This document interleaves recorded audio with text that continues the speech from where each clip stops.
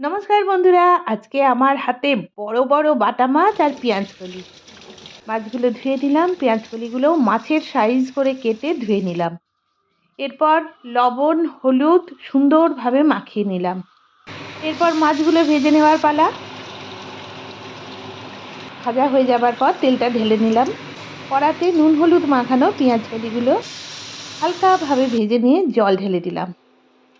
যখন একটু ফুটে গেল, মাছ ভাজাগুলো দিয়ে হলুদ গুঁড়ো, লঙ্কা গুঁড়ো আর অল্প লবণ, তারপর সর্ষে বাটা, কাঁচা লঙ্কা বাটা, টমেটো বাটা দিয়ে সুন্দরভাবে কুক হতে দিলাম। গ্যাসের সুইচ অফ, অন্য প্লেটের মধ্যে ট্রান্সফার করে নিলাম। দেখে নিন, একদম নূতনত্ব পেঁয়াজকলি দিয়ে বাটা মাছের ঝাল। গরম ভাতের সঙ্গে দুপুরবেলায় শীতের দিনে যখন খেতে বসবেন না, মনটা বলবে আহা।